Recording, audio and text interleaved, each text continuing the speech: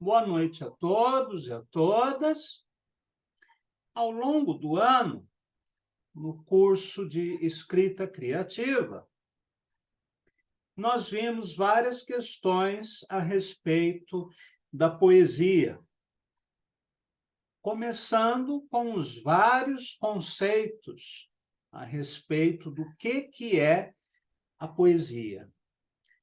Estudamos também vários métodos, várias formas, de se escrever um poema. Estudamos as ideias de Edgar Allan Poe, no Princípio Poético, de Mayakovsky, em Como Fazer Versos, de Ezra Pound, no ABC da Literatura.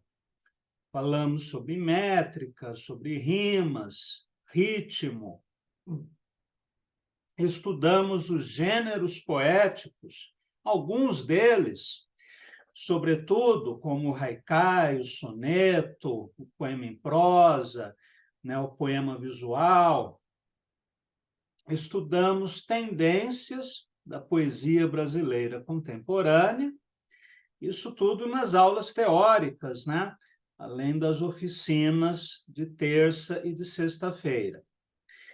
E estudamos alguns dos poemas centrais do século XX, como A Máquina do Mundo, de Drummond, A Terra Devastada, de T.S. Eliot, Os Cantos de Mayakovsky, os Cantos de Ezra Pound, A Plenos Pulmões, de Mayakovsky, O Cemitério Marinho, de Valéry, O Opiário, de Álvaro de Campos, poemas de autores mais recentes, como Armando Freitas Filho, Horácio Costa, As Galáxias, de Haroldo de Campos. E hoje nós iniciaremos um novo ciclo até a segunda quinzena de dezembro. Ou seja, nesse 1 mês e meio, antes de entrarmos em férias, nós vamos estudar alguns poetas fundamentais da poesia moderna e contemporânea. Aqueles poetas que têm muito a nos ensinar, seja pelo seu pensamento, pelo seu método de composição poética, pelo seu domínio da linguagem, pelos seus recursos estéticos, enfim, poetas que acrescentam, poetas que sempre estaremos lendo, relendo, e sempre aprenderemos alguma coisa nova com eles. Entre os poemas fundamentais do século XX, também estudamos O Lugar, de Herberto Helder. E hoje eu gostaria de começar essa nova jornada com um poeta que, para mim, é essencial há mais de 20 anos. Um poeta que eu leio, releio, e que eu estou sempre aprendendo com ele. É o meu mestre para sempre. Assim como Herberto Helder, Haroldo de Campos, João Cabral, Mayakovsky, está entre os meus santos de devoção. Hoje falaremos sobre Paul Celan. Muitas pessoas pronunciam Paul Celan, porque ele viveu muito tempo em Paris. E a pronúncia francesa de seu pseudônimo seria Celan. No entanto, Haroldo de Campos, Cláudio Willer e vários outros poetas, ensaístas, estudiosos, sempre pronunciaram Paul Celan, uma pronúncia mais germanizada. Então, eu vou seguir a pronúncia do Haroldo, em vez de uma pronúncia mais francesa. há várias traduções de Paul Celan, felizmente. Isso porque, antes da década de 1990, acredito que havia apenas, talvez, a tradução do Flávio Cote, se não me engano, é dos anos 80. Ele foi pioneiro nas traduções de Celan no Brasil. Depois saiu a tradução da Cláudia Cavalcante, no início dos anos 2000. Agora, há pouco, acho que nesse ano mesmo, ou no final do ano passado, saiu uma nova tradução do Celan, que eu não conheço, então não posso comentar a respeito. Agora, o grande tradutor de Celan para o português, na minha opinião, é João Barrento, um português que é um tradutor notável, assim como Paulo Quintela. Estes dois tradutores, né, de Portugal, Paulo Quintela e João Barrento, traduziram muita coisa de poesia em língua alemã, poemas de Goethe, de Trakl, de Celan, do expressionismo, enfim. E tem uma contribuição assim imensa, né, para o nosso acervo de boas traduções de poesia em língua alemã para o português. E eu prefiro sempre as traduções do Barrento. Ele tem dois livros com traduções de Celan.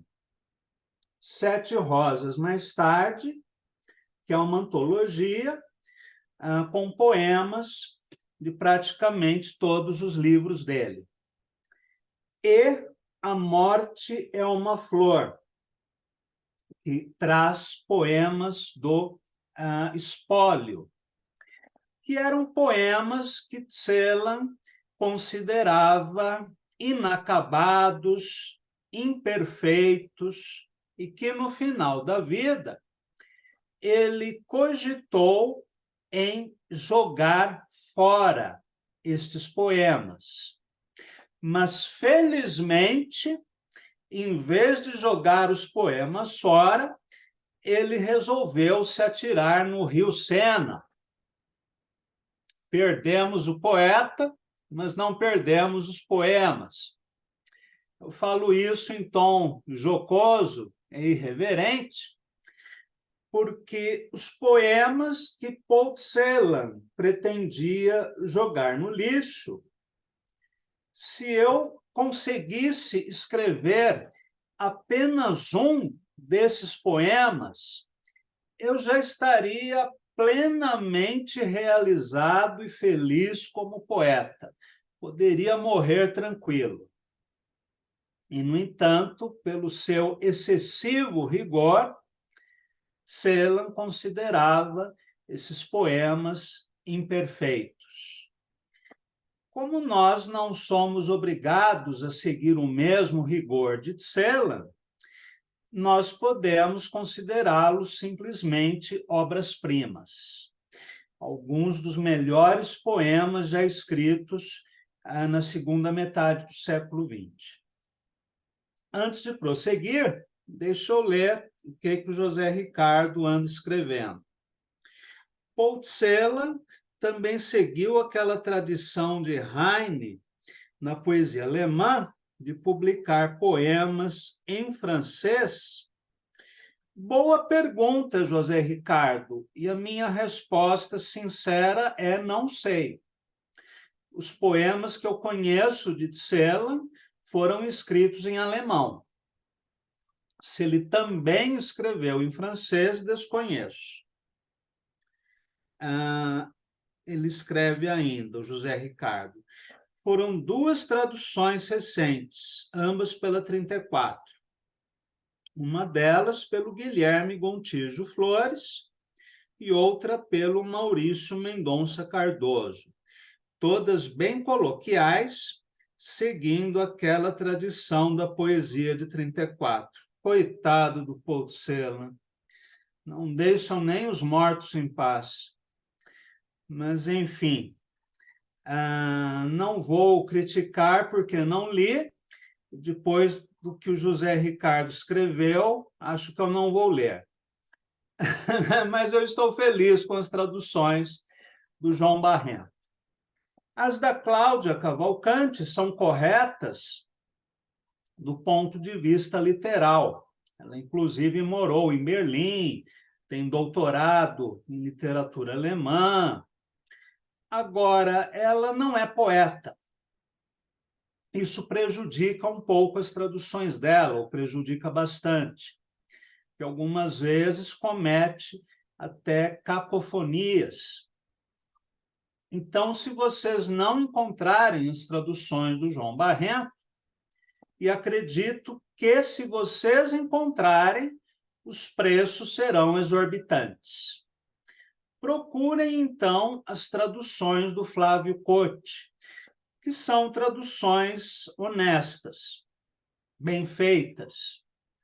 E, inclusive, algo que Cote não contava para ninguém, mas que o Haroldo contou para mim, essas traduções passaram pela revisão crítica de Haroldo de Campos. Portanto, são traduções, né, dignas de fé. Bem, vou iniciar a aula, né, falando um pouquinho de aspectos biográficos. Por quê? Há poetas que, se a gente não soubesse nada de suas biografias, isso não resultaria em perda alguma para apreciação de seus poemas. Por exemplo, a biografia de Mallarmé. Não vou dizer que é irrelevante, porque nenhuma vida humana é irrelevante. Agora, Mallarmé não foi um revolucionário como Mayakovsky. Ele não foi um místico como Bachot. Ele não foi um poeta boêmio, dado a drogas, ao homossexualismo, né, como Rimbaud. Não foi um beberrão com inumeráveis amantes de ambos os sexos, né, como Paul Verlaine. Não foi uma figura polêmica, não participou de missas negras, né, até onde conhecemos. Gostava de esoterismo, de ocultismo, mas principalmente via leituras. Não fez muitas viagens para o exterior, não conheceu países exóticos, né, do Oriente. Enfim, ele não tem uma vida interessante, para não dizermos que a vida de Mallarmé foi tediosa. Algo parecido podemos falar de João Cabral de Melo Neto. Embora João Cabral, sendo diplomata, viveu na Espanha, né, conheceu vários países, mas também era uma pessoa sóbria, modesta, que não se dava a aventuras, né, a polêmicas. Então, se nós lermos João Cabral e Mallarmé sem sabermos coisa alguma de suas vidas, não faz mal. Isso não altera a importância e a compreensão de seus poemas. Agora, se nós ignorarmos que Bachot foi um samurai e um monge zen budista, nós não vamos entender a poesia de Bachot. Se nós ignorarmos que Mayakovsky foi comunista e que teve várias paixões turbulentas, também não iremos compreender a poesia de Mayakovsky. E o que dizer de Rimbaud, né? Se ignorarmos a biografia de Rimbaud, não entenderemos nada do que ele escreveu. A mesma coisa concerne a Paul Celan. Antes de lermos os poemas, é importante sabermos algo de sua vida e de sua época. Então, hoje começaremos falando sobre a pessoa Paul Celan. Na verdade, deixa eu só entrar no arquivo. O nome original dele, não vou falar nome de batismo, porque ele foi judeu, mas o nome de cartório, né, é Paul Anchel, mais conhecido pelo nome literário de Paul Celan. Ele foi apenas um dos maiores poetas da segunda metade do século XX. Nasceu em 1920, na cidade, então, romena de Czernowitz, capital da região da Bucóvina, hoje incorporada à Ucrânia, em uma família judia de língua alemã.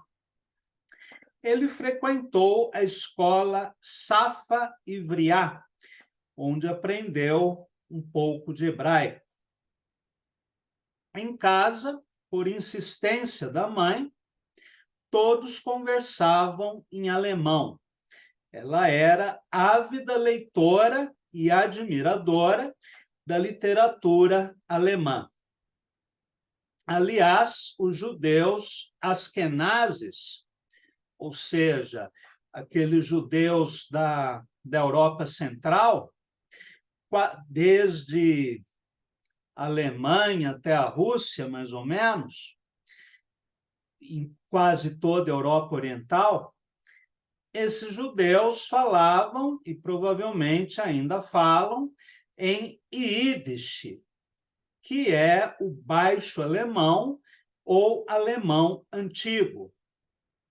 Assim como os sefaraditas falavam o ladino.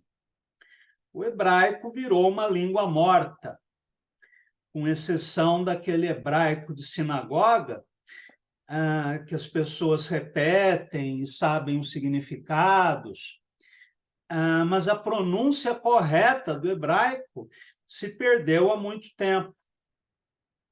Tanto que após a fundação, a invenção, né, do Estado de Israel, o hebraico foi reinventado, né? Vários linguistas acabaram definindo qual seria a pronúncia correta do hebraico, que hoje é ensinado nas escolas israelenses. Bem, o período de formação de Celan, em sua infância e juventude, é marcada, portanto, pelos temas da identidade e da origem. Quem era ele? Um cidadão romeno? Um judeu da diáspora, cujo pai sonhava com o retorno à Terra Prometida? Aliás, a diáspora judaica é um tema polêmico. O historiador Shlomo Sand, que é um judeu israelense, professor de história na Universidade de Tel Aviv, defende a tese de que a segunda diáspora nunca aconteceu.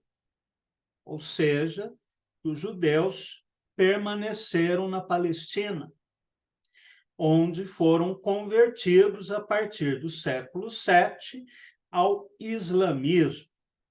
Portanto, os palestinos de hoje seriam os descendentes dos judeus da Bíblia.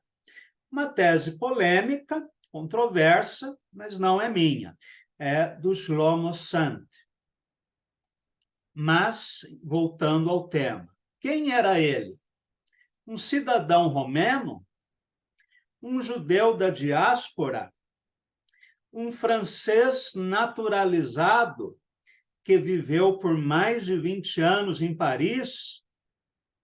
Ou um falante da língua alemã, entusiasta da cultura alemã, portanto, mais próximo de uma identidade germânica do que eslava? Ou seria ele um cidadão do mundo que não pertencia a nenhum povo, credo religioso ou nação, mas alguém que habitava o seu labiríntico mundo interior? Este será um dos temas marcantes na poesia de Paul Celan. A própria troca de sobrenome já evidencia a crise de identidade, desde os poemas da juventude até os da maturidade. Outro tema recorrente será o da história, o registro poético dos eventos trágicos de seu tempo, numa linguagem alegórica ou hermética, embebida de um misticismo cético, onde está ausente a ideia de redenção. Celan, membro de uma comunidade religiosa, a judaica, que acreditava e acredita no retorno a uma pátria mítica, terrena para alguns, espiritual para outros. Compartilha o repertório bíblico, os símbolos, imagens e costumes de sua cultura, mas parece descrer em um Deus que permitiu o Holocausto. Assim como muitos judeus que acabaram se tornando ateus ou budistas ou qualquer outra coisa, por não aceitarem a ideia de que o Deus de Israel permitiu o Holocausto. Estas e outras questões, como o conflito entre o desejo erótico e a aspiração pela morte, configuram a poesia de sua fase madura, talvez a mais intensa que se escreveu em língua alemã, depois de George Trakl e Rilke, seus irmãos espirituais. Vou abrir aqui apenas um breve parênteses para fazer um paralelo entre Paul Celan e José Koser, um poeta cubano muito importante, que eu traduzi, um dos grandes poetas vivos, que também possui essa crise da identidade. Talvez muito mais até do que Celan, sobretudo no campo da língua. Nem estou falando da linguagem, mas da língua. Isto porque Koser era filho de uma mãe polonesa e de um pai tcheco.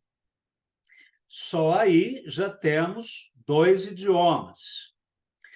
Claro que os pais conversavam em casa em Yiddish, né, o alemão antigo.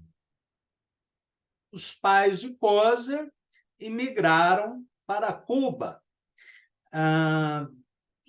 mais ou menos em 1940, para escapar ao nazismo, e eles foram muito inteligentes, né, de saírem da Europa antes do início da solução final. Eles perceberam logo o que estava acontecendo. E além do polonês, do tcheco, do ídish, havia o hebraico, ouvido em sinagoga, e havia o espanhol. Mas o espanhol de Coser era o espanhol falado em Cuba, que é um espanhol incompreensível. Eu já estive na Argentina e entendi perfeitamente o que os argentinos diziam, pelo menos em Buenos Aires. Em outras regiões eu não sei.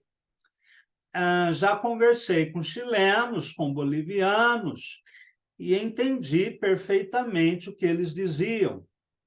Assisto a filmes falados em espanhol, espanhol da Espanha, e entendo quase perfeitamente os diálogos. Há um espanhol mais próximo, né, desse espanhol da Espanha, que é bastante próximo ao português. Em Cuba, eu praticamente não entendia nada. Eu me esforçava ao máximo para entender o que os cubanos diziam, e era muito difícil. Depois, na República Dominicana, foi a mesma experiência. Isso porque tanto Cuba quanto República Dominicana tiveram uma presença muito forte de africanos, né, de africanos escravizados, que foram levados para lá, e também para o Haiti e outros países da América Central, e a presença africana na América Central influenciou muito a pronúncia do espanhol, além de trazer palavras africanas que foram incorporadas a esse espanhol africanizado. Agora, Coser pertencia a uma família burguesa, né? Vamos usar as palavras corretas. E após a Revolução Cubana, ele imigrou para os Estados Unidos. Foi logo em seguida. A Revolução foi em 1959. Em 60, o Coser já estava nos Estados Unidos. Isso porque havia questão de classe, né? Claro, e talvez houvesse ainda o receio de uma hipotética perseguição aos judeus que nunca aconteceu em Cuba, após a Revolução. Coser foi para Miami e passou a falar inglês. Além disso, Miami tem refugiados venezuelanos, colombianos, peruanos, argentinos, brasileiros, de todas as nacionalidades latino-americanas que vocês possam imaginar. Então, imaginem alguém, filho de um tcheco e de uma polonesa, que falava ídish, que ouvia hebraico, que depois aprendeu o espanhol africanizado de Cuba, depois passou a falar em inglês, e que conviveu e convive com pessoas de toda a América Latina que falam os mais variados timbres e dicções. Daí que a poesia de Coser é quase ilegível para um espanhol de Madrid, por exemplo, porque é um espanhol híbrido, é um espanhol que não se parece em nada com um espanhol clássico, parece uma reinvenção do espanhol a partir de toda essa torre de Babel, né, de idiomas que Coser conheceu em vida. E, claro, Coser também traz essa questão da origem, né? Quem sou eu? Eu sou polonês, eu sou tcheco, eu sou cubano, eu sou judeu, eu sou americano. O que sou eu? Nós voltaremos ao tema quando falarmos sobre Coser, mas eu achei importante o paralelo entre ele e Paul Celan. Bem, na década de 1930, o fascismo avança pela Europa, inclusive na Romênia, que adota legislação antissemita. Aliás, a Romênia já tinha essa legislação antissemita antes do nazismo, assim como na Polônia, na Hungria, na Rússia, em outros países da Europa Oriental, já havia uma tradição antissemita muito forte. E Celan participa de organizações judaicas de esquerda que defendem o apoio à causa republicana durante a Guerra Civil Espanhola. Em 1938, o poeta é impedido de estudar medicina nas faculdades romenas, devido a uma política de cotas que restringia o acesso de judeus ao ensino superior. Nessa época, sim, podemos falar em antissemitismo. Ele viaja, então, para a França, onde planeja realizar seus estudos. E no trajeto passa por Berlim, no momento em que acontece a Noite dos Cristais, quando os nazistas depredam lojas e estabelecimentos de judeus, destroem entre 520 e 1.000 sinagogas, prendem e executam cerca de 1.000 pessoas e enviam mais de 30.000 para campos de concentração. Não apenas judeus, diga-se de passagem. Os primeiros prisioneiros nos campos foram os comunistas. Celan, devido à sua condição de judeu estrangeiro, não é molestado, conforme a orientação dada na época pelo regime nazista às forças de repressão, ou seja, as tropas de assalto SA e as unidades da SS. Fracassando em seu projeto de estudar na França, Celan regressa à sua cidade natal em 1939, onde consegue ingressar no curso de literatura e línguas românicas. O interesse por idiomas possibilitou a Celan ser um exímio tradutor, inclusive de Fernando Pessoa, que ele leu no original em português. Em 1941, o regime fascista romeno, liderado por Ion Antonescu, aliado da Alemanha nazista, internou os judeus em guetos e estabeleceu o regime de trabalhos forçados. No mesmo ano, tropas SS alemãs chegam em Czernowitz, incendeiam a grande sinagoga da cidade e deportam um grande número de judeus para os campos de concentração. Nesse período, Celan traduzia sonetos de Shakespeare e escrevia os seus próprios poemas. Para sobreviver, foi obrigado pelas autoridades a limpar os destroços de uma estação de correios e a recolher e destruir livros de autores russos banidos pelo regime. Imaginem a situação.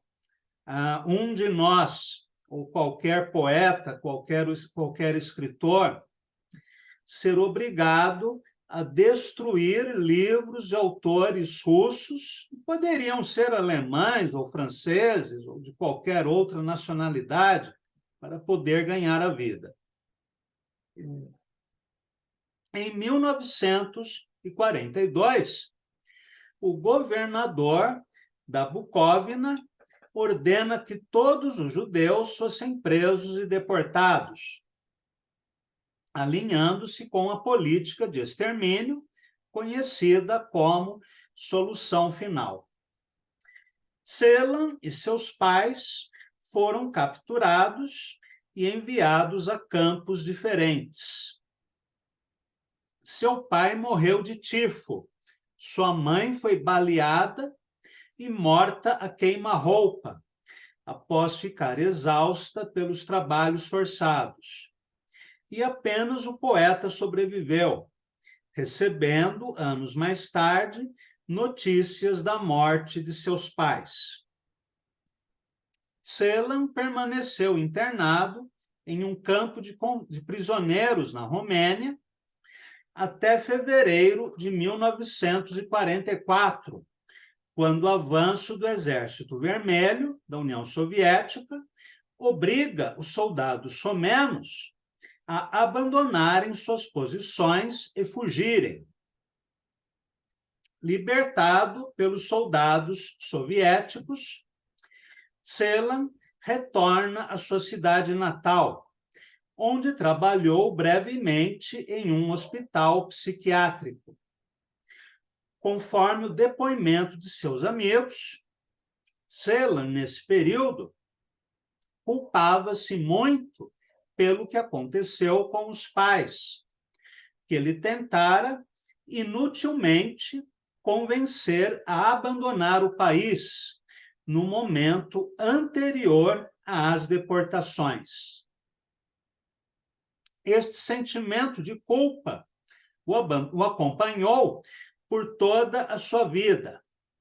Após a guerra, Celan viveu em Bucareste, capital romena, entre 45 e 47. Traduziu autores russos e cogitou imigrar para a Palestina. Seu pai fora militante do movimento sionista. Por fim, imigrou para Viena e de lá para Paris, em 1948, onde viveu até os seus últimos dias. Nesse mesmo ano, publica sua primeira coletânea de poemas, A Areia das Urnas, cujo título remete à morte, publicado por uma editora austríaca. Não preciso explicar o significado do título, né? A Areia das Urnas. A partir de 1952, sua poesia começa a ser reconhecida e ele participa de recitais poéticos na Alemanha, onde leu, entre outros, Todesfug, ou Fuga da Morte, um de seus mais conhecidos poemas, que nós vamos ler e comentar na semana que vem. No ano anterior, o poeta conhecera a artista plástica Gisèle Lestrange, em Paris, com quem trocou cartas de amor, e casaram-se meses depois.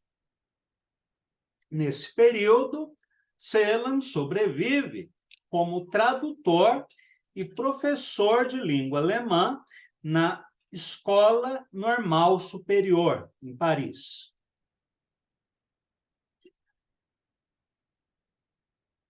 Em 1955, recebe a cidadania francesa. Em 58, ganhou o Prêmio de Literatura de Bremen.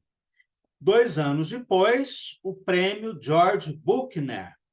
E no dia 20 de abril de 1970, comete suicídio, atirando-se às águas do rio Sena.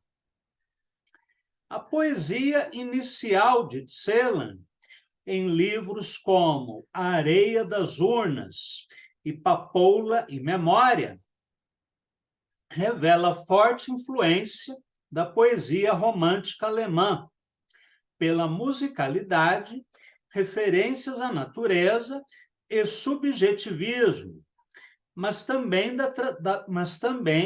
da poesia expressionista das décadas de 1910 e 1920, pelos jogos de luz e sombra, figuras caricaturais e tom melancólico. Tradutor de Rimbaud e de Paul Éluard, o poeta romeno também assimilou influências da imagem poética surrealista, embora sua poesia da maturidade, síntese de todas essas leituras, tenha alcançado um timbre único, pessoal e inconfundível. É uma poesia concisa, enigmática, hermética, fragmentária, quase monossilábica. Por isso mesmo, comparada por alguns críticos à música do austríaco Anton Webern. Ele utiliza também estranhos neologismos e termos compostos, à maneira da palavra valise, de Lewis Carroll e James Joyce. O poeta realiza um trabalho de destruição e recriação simultâneas da língua alemã, trazendo para ela as cicatrizes e as esperanças. Perdão, me perdi.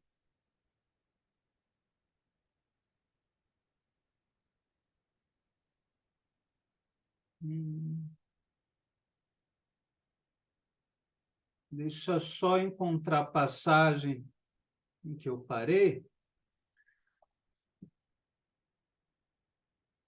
Então, o poeta realiza um trabalho de destruição e recriação simultâneas da língua alemã, trazendo para ela as cicatrizes e as esperanças de uma época sombria. Como o próprio poeta declarou em um discurso, após receber o Prêmio Literário de Bremen, abre aspas, apenas uma coisa permaneceu acessível, próxima e segura, em meio a todas as perdas, a linguagem. Sim, o idioma, apesar de tudo, permaneceu seguro em relação às perdas, mas teve que passar por sua própria falta de respostas, pelo silêncio aterrorizante, pelas milhares de trevas da fala assassina. Fecha aspas. Continua. Ele passou, não me deu palavras para o que estava acontecendo, mas passou por tudo. Atravessou e poderia ressurgir enriquecido por tudo isso. Fecha aspas, ponto. Essa criação e destruição simultâneas da língua e da linguagem é um outro paralelo que podemos fazer entre Paul Celan e José Koser. De certo modo, Celan usa o idioma contra o idioma, recordando a conhecida frase de Roman Jakobson, para quem a poesia é a violência organizada contra a língua.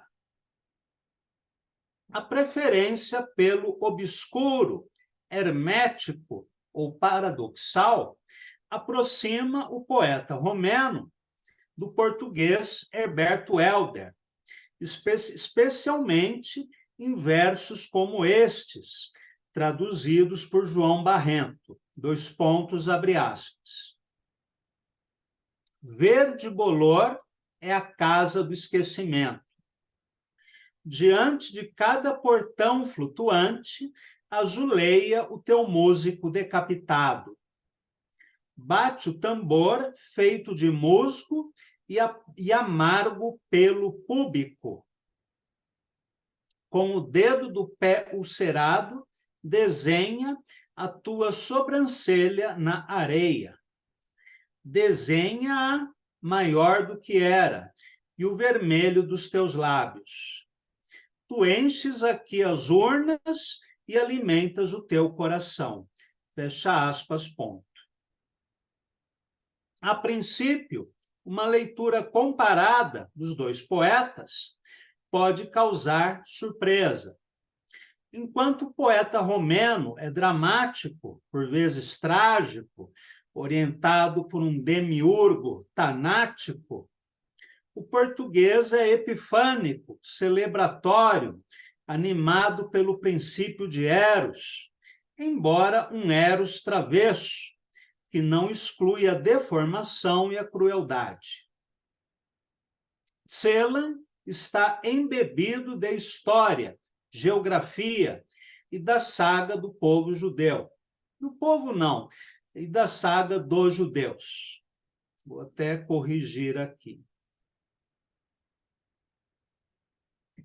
Helder movimenta-se fora de planos reconhecíveis de espaço e tempo, erguendo fronteiras imaginárias, fazendo lembrar o Rimbaud de Uma Estação no Inferno, onde lemos: jamais pertenci a este povo, jamais fui cristão, sou da raça que cantava no suplício, em tradução de Leduivo. Se há uma religiosidade ou mitologia em Helder, ela está mais próxima do orfismo, da jornada simbólica ao Hades em busca de Eurídice. Num dos poemas de Helder, nós lemos: beberei sua boca para depois cantar a morte e a alegria da morte. No campo semântico, porém, é possível traçarmos um paralelo entre os dois poetas, começando pela similaridade de temas ou palavras-chave, extraídas da tradição romântica.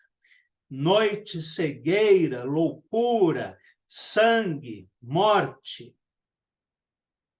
O uso da analogia e das imagens poéticas, compreendidas aqui conforme o conceito de Paul Reverdy, né, de aproximação de dois objetos que não têm nenhuma relação entre si, também é nítido, especialmente na primeira fase de ambos.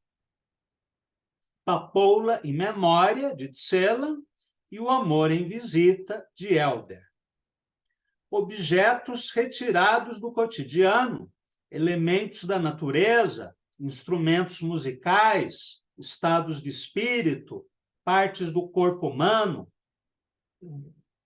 ou substâncias orgânicas, são combinados de maneira inusitada com outros materiais, concretos ou abstratos, em versos de deliberada alquimia. Celan: crê no escaravelho dentro do feto. Amamo-nos como papoula e memória, em tradução de João Barrento. A morte sobe pelos dedos, navega o sangue. A paisagem regressa ao ventre, o tempo se desfibra. Aqui, Herberto Helder.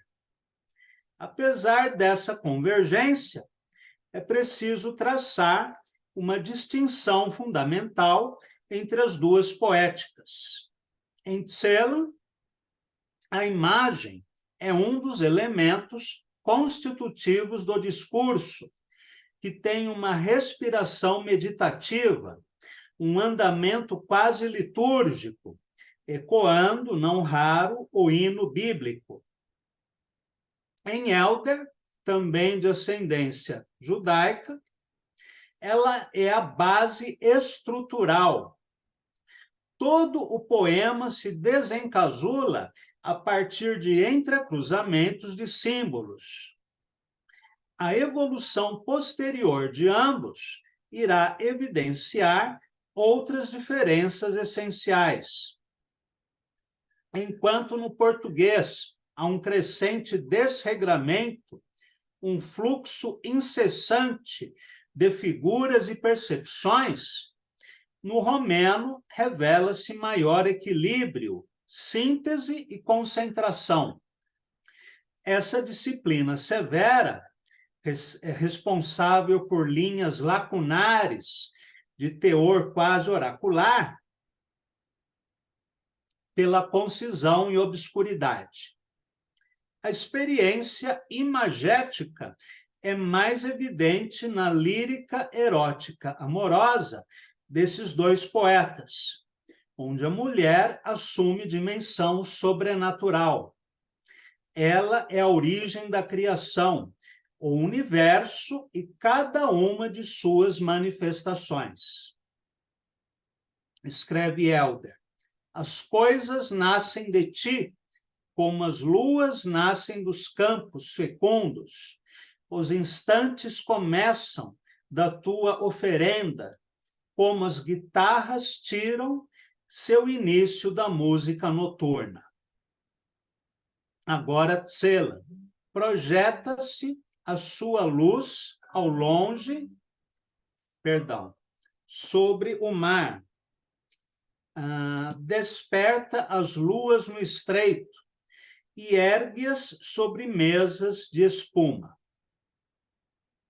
Sem dúvida, essa hipérbole permite diferentes interpretações de cunho teológico, metafísico ou psicanalítico.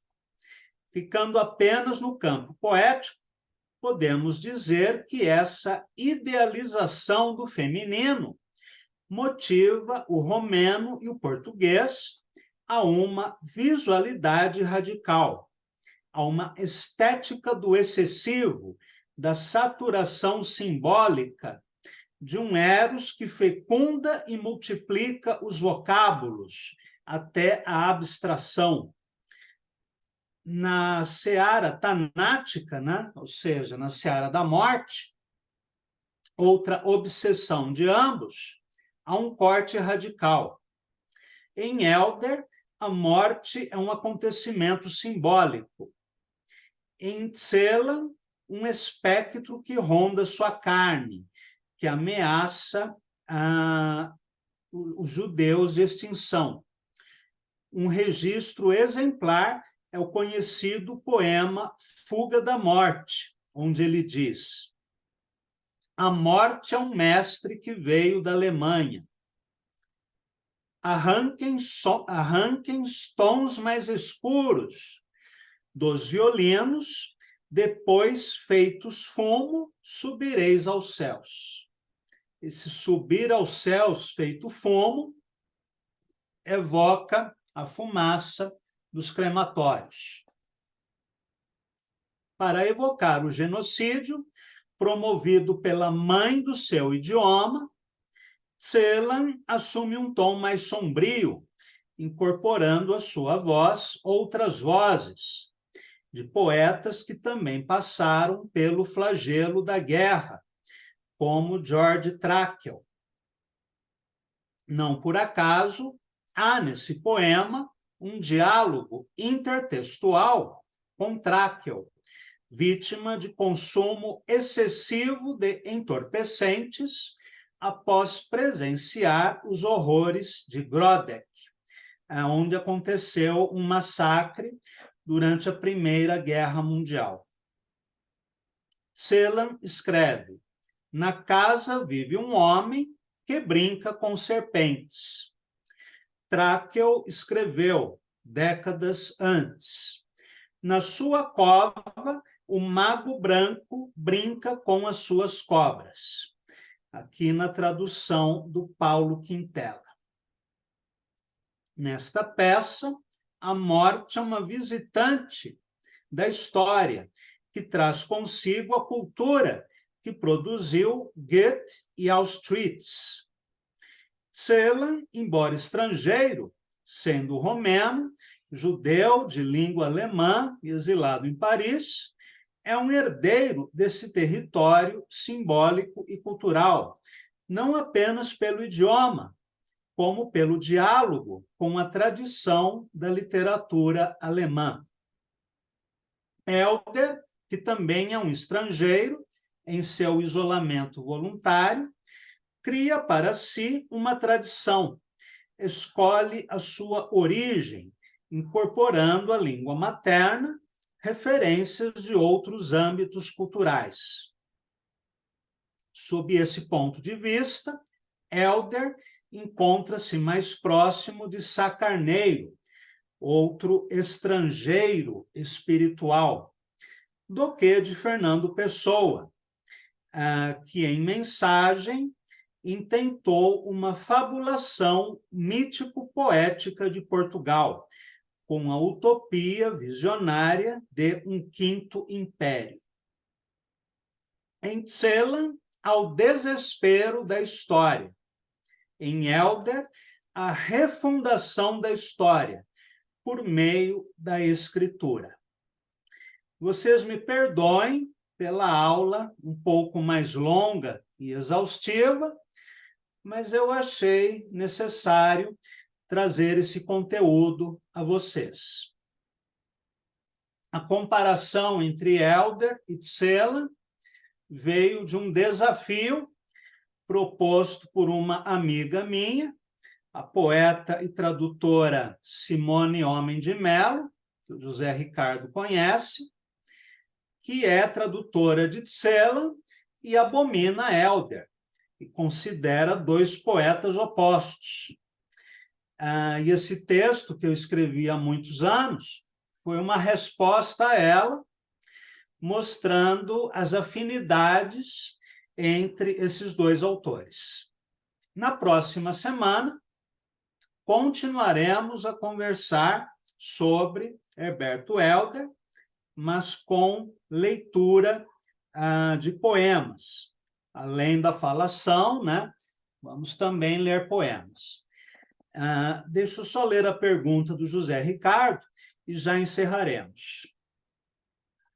Fiquei pensando num diálogo imaginário entre Jacobson e Ledo-Ivo. Ledo-Ivo reclama da alcunha de chulé de Apolo. Fala para Jacobson como é uma injustiça a atenção a esses modernistas que torturam a língua.